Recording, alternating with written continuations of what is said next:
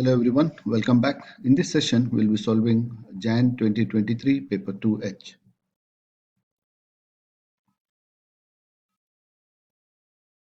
Question 1. Show that 3 5 by 7 divided by 1 5 by 8 equal to 2 2 by 7. So we'll start with the left hand side. You have mixed numbers, so we'll convert them into improper fraction. So your denominator stays same. Multiply the denominator to the whole number and add the numerator. So your first fraction, 7 times 3 is 21 plus 5 gives you 26 over 7. Then 1 5 by 8, again do the same thing, 8 times 1 plus 5. So divided by 8 times 1 is 8 plus 5 gives you 13 over 8. You can do it directly from the calculator as well. Now we need to simplify this. Dividing by a fraction is same as multiplying by the reciprocal. So dividing by 13 by 8 will become multiplying by 8 over 13. Now we see here that 26 and 13 both are divisible by 13. So I'll divide both by 13. So that gives me 26 divided by 13 is 2 over 7 times 8 over 1. So 8 times 2 gives 16 over 7. You want to convert this into a mixed number. From 16, you can take 7 2 times. So 7 2 times is 14. You're left with a remainder of 2. So 2 by 7. Okay. Question 2. Change the speed of 90 kilometers per hour to a speed in meters per second. So your question is 90 kilometers per hour. You need to convert into meters per second. Now, in 1 kilometer, we have 1,000 meters. And in 1 hour, we have 60 minutes, and each minute has 60 seconds. So altogether 60 times 60, we have 3600 seconds.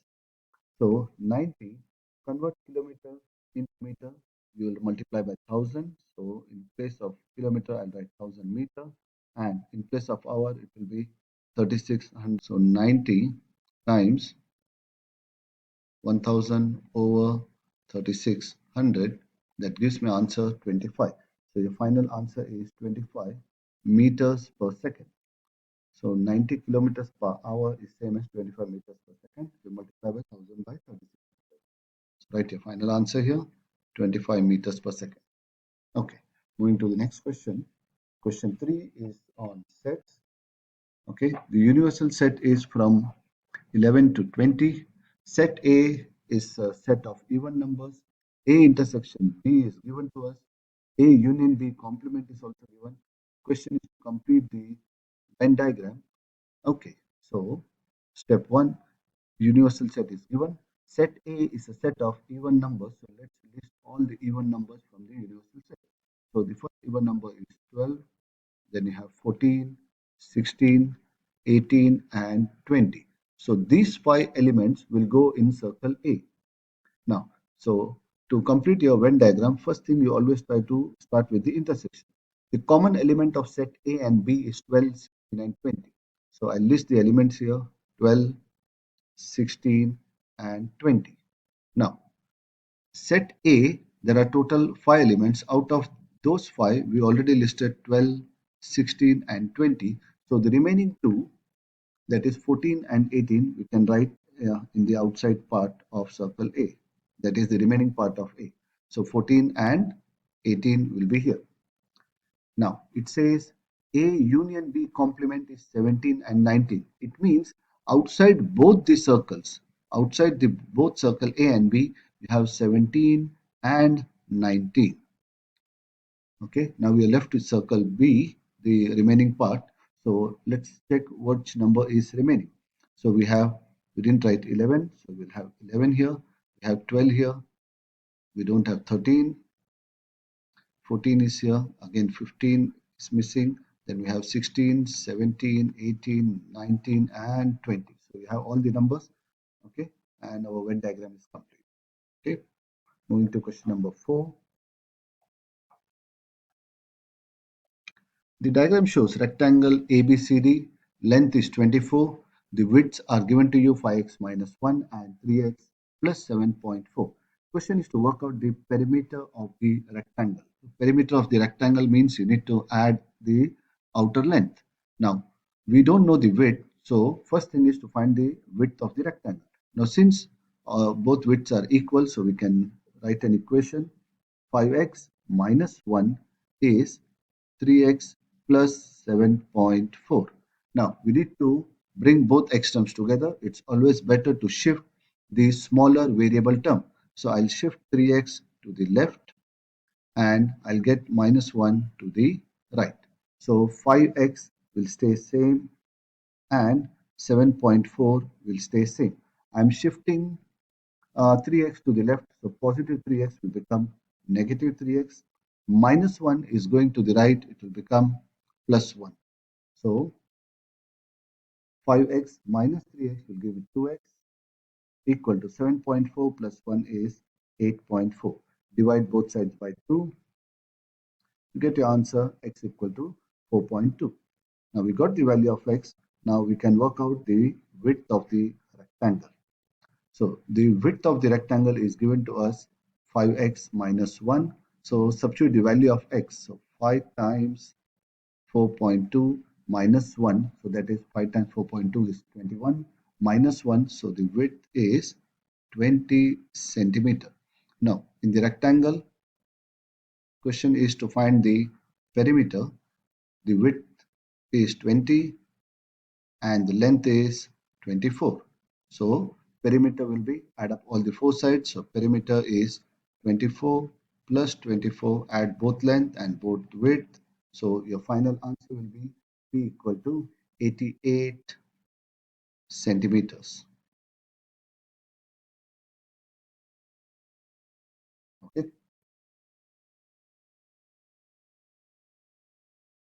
Moving to the next question.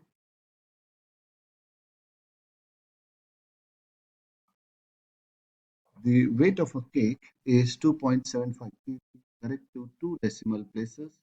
Write down the lower bound of the weight of the cake and write down the upper bound for the weight of the cake.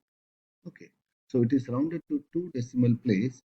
Two decimal place is 0.01. So divide it by 2, you get 0.005. So to get the upper bound, you will add 0.005, and for the lower bound, you will subtract 0.005. So they want lower bound, so 2.75 subtract 0.005, you will get 2.745. And for the upper bound 2.75, you add 0.005, so you'll get 2.755. Okay, that's it. Okay, now it says Penny has worked out 81.3 into 59.2 over 1.9 square on her calculator. Her answer is this. Penny's answer is not sensible.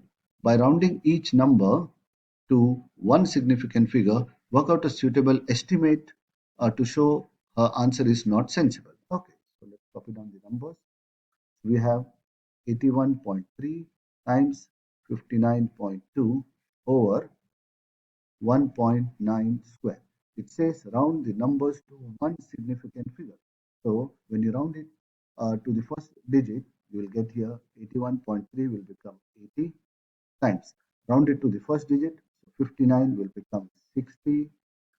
1.9 square is 1.9 times 1.9. And when you round it 1.9 to one significant figure, it will become 2 square, or you can write 2 times 2. Now, when you simplify this, you get 80 divided by 2 is 40 and 60 by 2 is 30. So you get approximate answer of 1200, whereas Penny's answer is 13,300. So that's why the answer is not sensible. So you can write Penny's answer is not sensible. Okay, moving to the next one. Question 6. The points A and B are on a coordinate grid. Coordinates of A are 6 and 4, B are 17 and J, where J is a constant. Midpoint AB has coordinate K and 15, where K is a constant. Find the value of J and the value of K. Now to work out this, it is related to midpoint, so we should know the midpoint formula. To find the midpoint, you need to take the average of the x coordinate and the average of the y coordinate. So our x coordinates are 6 and 17. When I add these and divide by 2, I should get the answer k. So 6 plus 17, adding both x coordinate, dividing by 2, I should get the answer, the x coordinate of the midpoint, which is k. Now 6 plus 17 is 23, divided by 2. The value of k, half of 23 is 11.5. So I got one answer. K is 11.5. Now to get the y coordinate, the y coordinate of point A is 4, y coordinate here is j. When I add these two and divide by 2, I should get answer 15. So 4 plus j, adding both the y coordinate and dividing by 2 gives me 15. Multiply both sides by 2, this will cancel out. So we get 4 plus j equals 30. Subtract 4 on both sides. So j is 30, take away 4. So you get j is 26. So the answer is 26. Okay. Now question number 7. Solve the simultaneous equation 5x plus 4y equal minus 2 and 2x minus y equal to 4.4. Now to eliminate, we need to make same coefficient and it should have different sign. So if you look at the y terms, okay, it is plus 4y minus 4y. The sign is already opposite, only I have to make the coefficient same. So you have 4 with y. If the second equation I times it by 4, I'll get 4y. Okay, so you'll multiply the second equation by 4. 4 times 2 gives you 8x. 4 times y is 4y, and 4.4 times 4 will give you 17.6. Copy the first equation below this, which is 5x plus 4y equal to negative 2. Now we'll add both the equations. So 8 plus 5 gives me 13x. Positive 4y, negative 4y will get cancelled. 17.6 minus 2 gives me 15.6. I want x all alone. So divide both sides by 13. So 13 will cancel out. We'll get the answer x equal to 15.6 divided by 13. It will give you 1.2. I got the value of x. To find the value of y, you can substitute the value of x in any of the equation. I prefer an equation where it is all positive. So let's take the first one, 5x plus 4y equal to minus 2. Value of x is 1.2 plus 4y is negative 2. 5 times 1.2 is 6 plus 4y is minus 2. Now you cancel out 6 from both sides. So you subtract 6, so you get 4y equal to minus 2. Positive 6 will become negative 6. So 4y is negative 8. Divide both sides by 4. You get y equals minus 2. So I got the value of x as 1.2 and value of y is negative 2. Okay. Moving to the next question. Question number 8.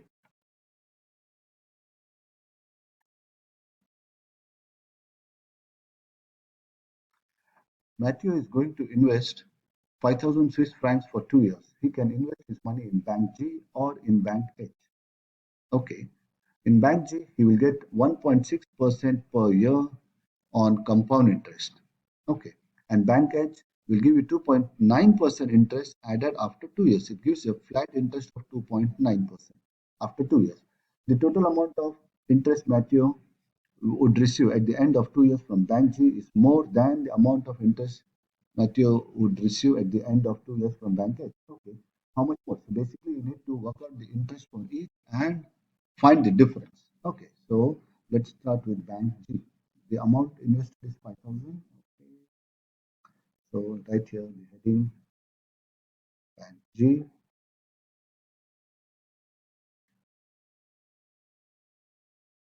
and bank H. Okay. Now bank G, the investment is on compound interest.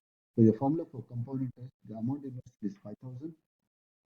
So formula is A equal to P bracket 1 plus R over 100 power T, where A is your final amount, what you receive, and P is the initial amount that you have invested, and R is the rate of interest, and T is the time period. Let's substitute the values. We have the amount invested is 5,000. 1 plus the rate of interest is 1.6 over 100, and it is invested for 2 years to power 2. So let's put this in the calculator. So we get 5,000 times 1 plus 1.6 over 100. Okay, so you get 5161.28. So the amount at the end of 2 years is 5161.28. Now, this includes your investment. So the extra amount difference is your interest amount. So if you subtract 5,000 from this, you take away 5,000 from this, so you get your compound interest earned is 161.28 Swiss francs. This is from bank G. Let's work out the same thing from bank H. Okay, so the amount invested is 2.9, 5,000 for 2.9% flat after 2 years. So your interest amount is only 2.9%. So your interest will be 2.9% times 5,000.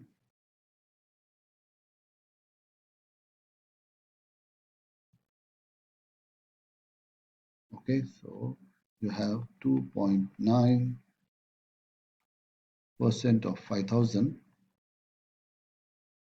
that is 145.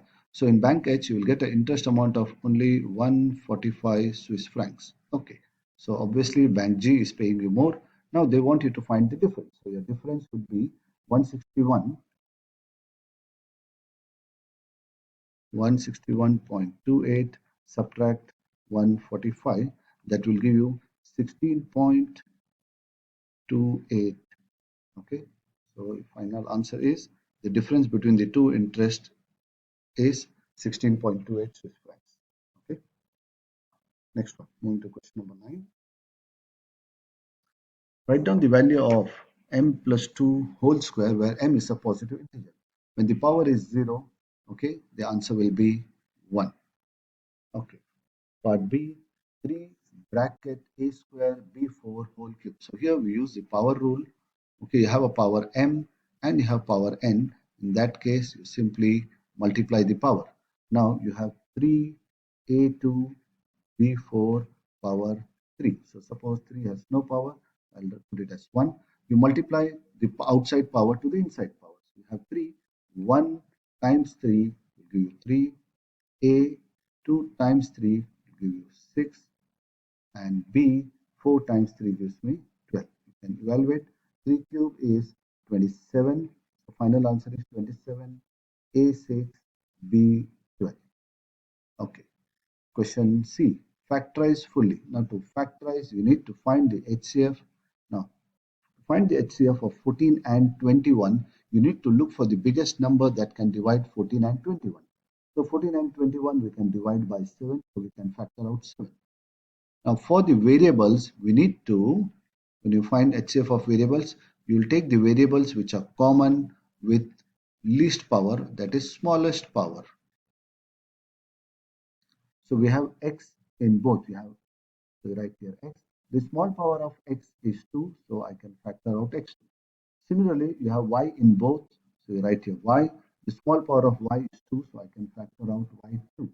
So the HCF that I can factor out from these two terms is 7x square y square. Now we have to find out what is left. 7 times which number is 14? So 7 times 2 is 14. X square is already out. We had y4. Out of 4, we took 2 out. We are left with y square plus 7 times 3 is 21. So right here 3. We had x cube. Out of x cube, we took x square out. So 2x went out. We are left with the x. y square is already up. So this is your final answer. So you write here 7x square y square bracket 2y square plus 3x. Now to check if your answer is correct, you need to expand the bracket. You should get the same term. Okay, next one. The diagram shows a straight line drawn on a grid. Write down an equation of the line. Now, the equation of the line is y equal to mx plus c, where c is your y-intercept and m is the slope. Y-intercept is where your line meets your y-axis, and in our case, it is meeting at 4. So I can say here the y-intercept is 4. Next step is to find the slope. Now, find the slope. We have two options. Either you select 2 points from the line, use the formula y2 minus y1 upon x2 minus x1, get your slope. Or since we have a graph, I can use the graph. Okay, I'll select 2 points from the graph, okay, which has whole numbers as coordinates. For example, if I take this point and this point, okay, and do rise over run, and we can work out the slope. So from this point, you rise, go down 2 steps. So you rise by 2 and you run by 1. Going down will be negative. So your slope is rise over run. Since you're going down, your rise will be -2 and your run is 1. So your slope is -2. I have the slope, I have the y-intercept. So substitute here. So you'll get y equal, slope is -2. So -2x, y-intercept is 4. So the equation of the given line is y equals -2x plus 4. Okay, next one. Moving to question number 10.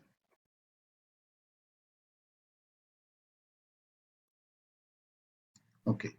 The diagram shows an isosceles triangle with base length 24. Perimeter of the triangle is 54. Work out the area of the triangle. Now, I know the perimeter. So using the perimeter, we can work out the length of the equal sides. Suppose the equal sides are x each. So when you add all three sides, x plus 24, the perimeter is 54. So subtract 24, x plus x will give you 2x. 54, subtract 24, so 2x is 30, divide both sides by 2, so you get each side is 15. Okay, so I know the length of the equal sides. Now, since it is an isosceles triangle and we are interested in finding the area, to find the area, we need the height. Okay, so let's draw the height in the diagram. So you drop a perpendicular from the vertex. Okay, now this perpendicular will also bisect it because it is an isosceles triangle. Okay, so 24 half will be 12 each. Now we need to find the value of h. So it is a right triangle. So we can use Pythagoras theorem. Now in this triangle, your side x is your hypotenuse. So h square plus 12 square equals 15 square. You shift 12 square to the right. So h square is 15 square minus 12 square. To find the value of h, you take square root of both sides. Put this in the calculator. You want square root of 15 square minus 12 square. So the answer is 9. So the height of the triangle is 9 centimeters. Question is to work out the area. If now height is 9 and base is 24, so we can use the formula. Formula for area of triangle. Formula for area is half base times height. Half base of the triangle is 24. Height is 9. Half of 24 is 12. 12 times 9 gives you 108. So the area is 108 centimeters square.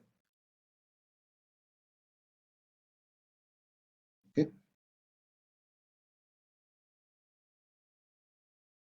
Now moving to the next question, that is question 11. Okay. Here are 6 graphs given to us. Okay. And complete the table with the letters of the graph that would represent given equation. The first one is y equal to -2 over x. Okay, so copy down the equation here. Y equal to -2 by x. Now, since it is a reciprocal function, okay, we'll have an asymptote. So We already know graph A and D. These two are parabola. So this is quadratic and this is cubic and this one is a reciprocal function. Now, how do we know which one matches our equation? Now, what we can do is, suppose if I take positive values of x. So for all positive value of x, your y will be negative. If x is positive, your y will be negative. So look at your graph. When x is positive, your y is negative. So your answer for this is graph B. Your B is your answer. Second one, y equal to 5 minus x square. Okay, it is quadratic. So we have to select from A and D. Your x square term is negative. Okay, x square is negative, so it opens down. So your answer is graph A. And the last one, y equal to minus 2x cube. Okay, y equal minus 2x cube. When your x cube term is negative, the graph is between quadrant 2 and 4. So your answer is graph F. Okay, when x cube term is positive, it is between quadrant 1 and 3. And if it is negative, it is the opposite. Okay, or you can say it is a reflection, and that's why your answer is F. Okay, moving to the next one. The cumulative frequency graph gives information about the time in minutes each of 60 people took to shop in a market. So total is 60. The graph is already given to you. Use your graph to find an estimate for the median time people took to shop in the market. Now median is 50% of the value. I'll do the working on the right. So 50% and the total is 60. So 50% of 60 is 30. So we need to find out for 30 what is the corresponding value. So from your graph, start from 30, go to your curve and find the corresponding value. So this gives you 44. So the first answer is 44 minutes. Okay, next one.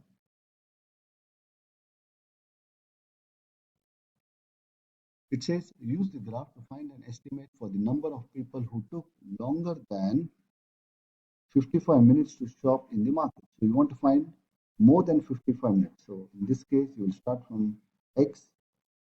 So 55 is here. So let's find out what is the corresponding value for 55.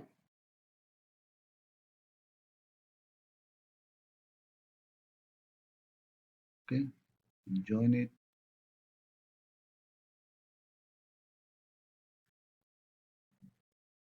It gives you 48. We need more than 55. So we need how many people are here in this. So we subtract both 60 minus 48. So there are 12 people who took more than 55 minutes to shop. So your next answer is 12. Okay. Now, part C. Use the graph to complete the frequency table to give information about the time in minutes each of the 60 people took to shop in the market.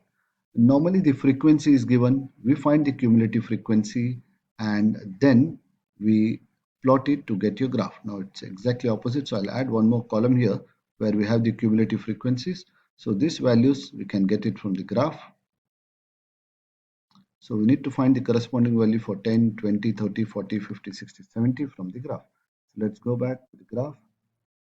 Okay. So for 10, the corresponding value is 3. At 20, it is 8. At 30, it is 15.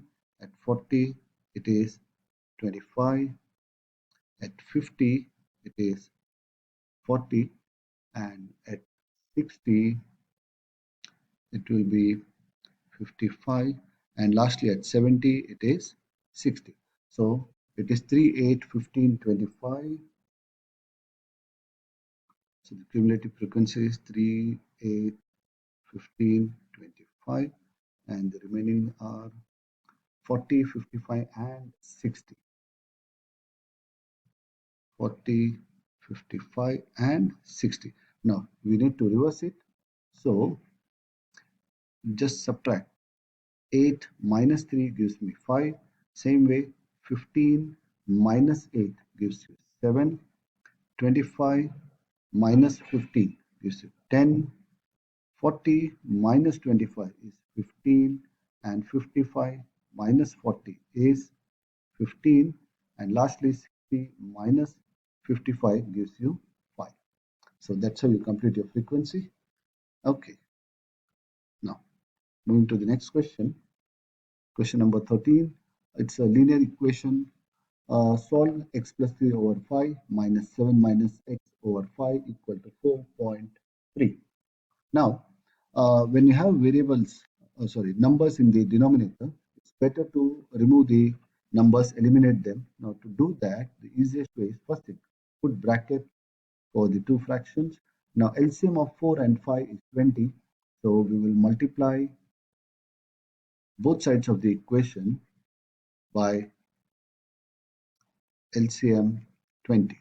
So you multiply 20 to the first fraction, multiply 20 to the second fraction, and multiply 20 to the right side. When we do that, now 20 divided by 4 gives me 5 bracket x plus 3 minus 20 divided by 5 will give me 4 bracket 7 minus x, and right hand side 4.3 times 20 will give me 86. Now we have a simple equation without denominator. It's easy to simplify. Expand the bracket. 5 times x will give me 5x. 5 times 3 is 15. Negative 4 times 7 is negative 28. Negative 4 times negative x is positive 4x equal to 86. Now do not shift any number. Simplify the left hand side. Now we can combine the like terms. So we have 5x here and 4x here. When you combine 5x and 4x, you will get 9x. Now combine the constants. 15 minus 28 gives me negative 13 equals 86. Now we need to find the value of x. So shift 13 minus 13 to the right. You will get 9x equal to 86 plus 13. So 9x is 86 plus 13 is 99. To find the value of x, we need to divide both sides by 9. When you divide by 9, you'll get x equal to 11. That's it. Pretty easy. So when you have numbers in the denominator, it's better to multiply by LCM and eliminate the denominator. Okay, moving to the next question.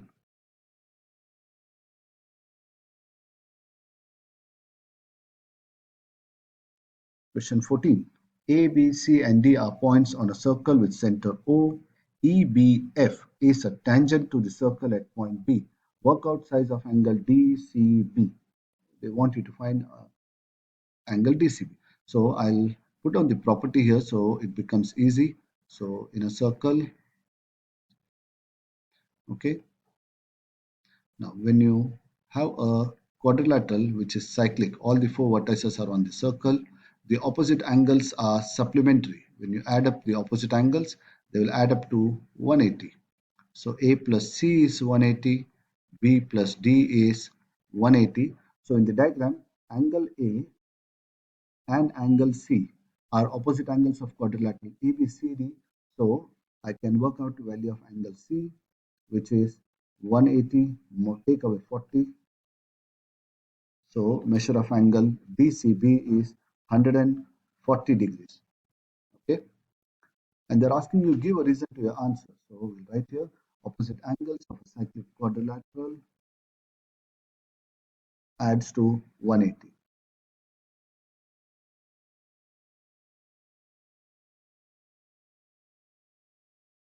Or you can write it, they are supplementary. Okay, this is the first answer. Part B, work out size of angle ADO. Okay, let's go back to the diagram. We need to work out the size of angle ADO. ADO is here. We need to find this angle. Okay, I know this is 140. Okay. Now, what we'll do is we'll work out the remaining angles. Now, we'll list the property here. First property here is if you have a tangent and the radius, they make an angle of 90 degree. So, radius OB and line EF, they are tangent. So, this full angle is 90 degree. So, we can work out the measure of angle OBA. So, this part will be angle OBA will be 90 minus 66, that will be 24 degrees. Okay, so this is 24. Now, angle DOB is angle subtended at the center. So we use the second property here where, okay, one second. Okay.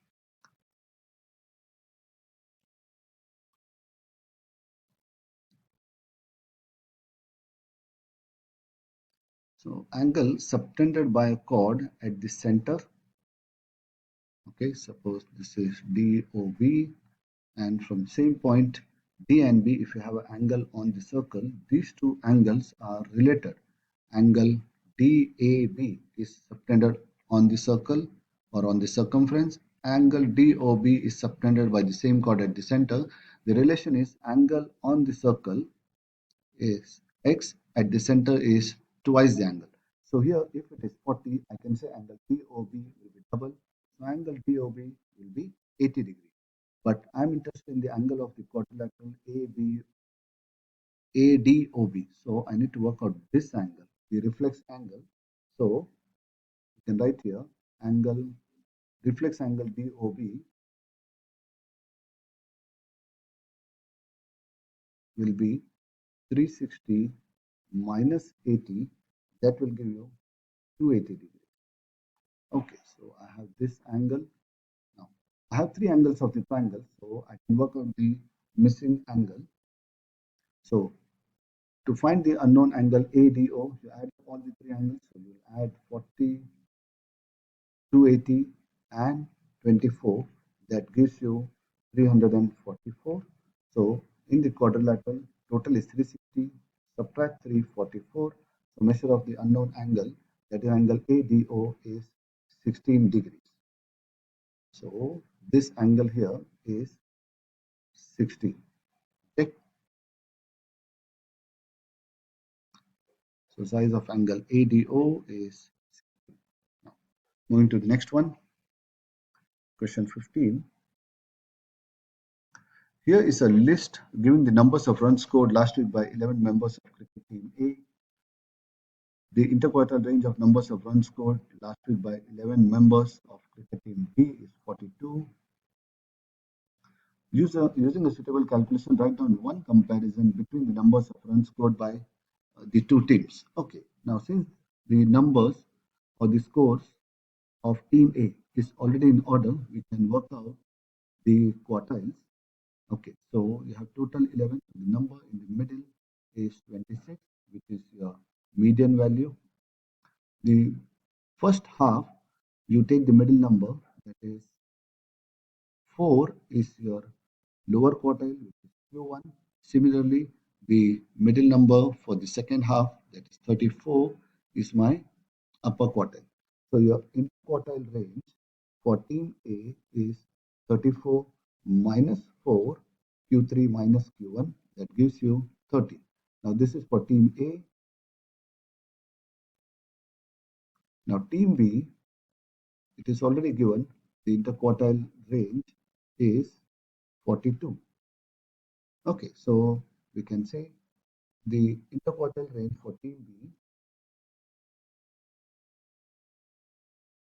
is higher than team A.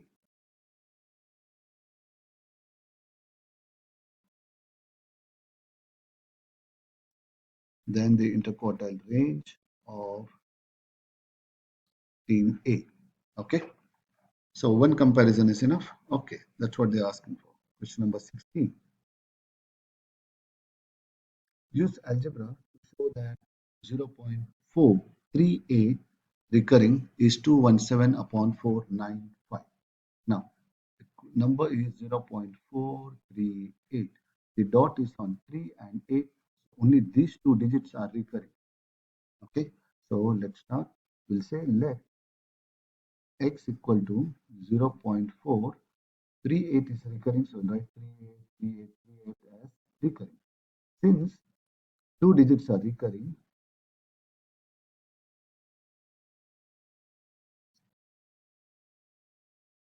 you will multiply the first equation, multiply equation number 1 by 100. So you times 100, so you will get 100x equals, now since you multiply by 100, this point will jump 2 digits, you will get 43.83838, so on. Now copy the first equation below this, so you get x equals, when you're writing the number, try to keep the decimal point in the same line, so it will be 0.43838 recurs. Now subtract the two numbers, so we get 100x minus x will give me 99x. On the right hand side, if you see this part, 38, 38, 38, 38, 38, all will get cancelled. So we are left with 43.8 minus 0.4, that will give me 43.4. I want x alone, divide both sides by 99. So you get 43.4 over 99. So 43.4 divide by 99, that gives you 217 upon 495, our required answer. So x equals 217 over 495. Okay, that's it in this question. We'll do the remaining in part 2. Thank you.